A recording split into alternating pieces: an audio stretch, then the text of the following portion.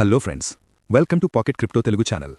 Wisdom trees digital assets chief అయినటువంటి will పెక్ ప్రకారం రాబోయే కాలంలో క్రిప్టో ఇండెక్స్ ఈటీఎఫ్ల వల్ల క్రిప్టో అడాప్షన్ అనేది ఎక్కువవుతుందని ఈయన భావిస్తున్నారు. ఈయన ప్రకారం ప్రస్తుతం ప్రపంచంలో అనేక మంది క్రిప్టో కాయిన్స్లో పెట్టుబడి పెట్టాలని ఆసక్తిగా ఉన్నా ఏ కాయిన్లో పెట్టాలని అర్థం కాకపోవడం, రెగ్యులేషన్స్కు భయపడి మరియు ఈ ఇండస్ట్రీలో ఉన్న రిస్కులు అర్థం చేసుకోవడానికి కష్టమవడంతో దూరంగా ఉన్నారు.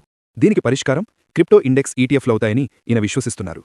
మొదటిగా ఈ క్రిప్టో ఇండెక్స్ ఈటీఎఫ్లు ఏంటంటే ఒకే క్రిప్టో కరెన్సీలో పెట్టుబడి పెట్టకుండా ఒక బండిల్ ఆఫ్ క్రిప్టో కరెన్సీస్లో పెట్టుబడి పెడుతుంది. దీని ద్వారా పొరపాటున ఏ ఒక్క క్రిప్టో కరెన్సీలోనైనా నష్టం జరిగితే దాని ప్రభావం అనేది ఈ ఈటీఎఫ్పై ఎక్కువగా ఉండదు. అంటే ఇదొక లో రిస్క్ ఎంట్రీ పాయింట్ లాగా ఉంటుందన్నమాట.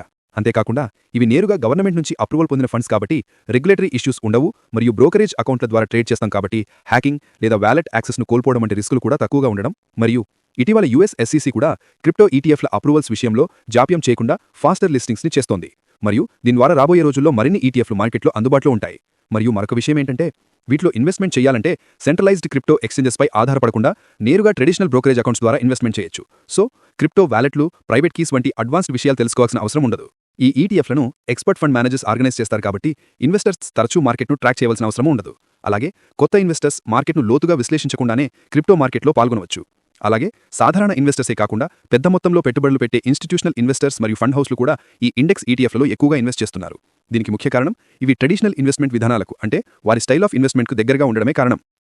అయితే ఇక్కడ మీరు తెలుసుకోవాల్సింది ఎంత డైవర్సిఫికేషన్ అయినప్పటికీ ఒకవేళ మొత్తం క్రిప్టో మార్కెటే పడిపోతే సాధారణంగానే ఈ ఈటీఎఫ్ విలువ కూడా పడిపోతుంది. ముఖ్యంగా కొత్త ఇన్వెస్టర్స్ ఎవరైతే ఉంటారో వారు స్టాక్ మార్కెట్తో పోలిస్తే క్రిప్టో మార్కెట్ అనేది ఎక్కువ వొలాటైల్గా ఉంటుందని గమనించాలి. అలాగే ఈ వొలాటైలిటీకి సిద్ధంగా ఉంటూనే పెట్టుబడి పెట్టే ముందు జాగ్రత్తగా ఆలోచించాలి. Thanks for watching. See you in the next video.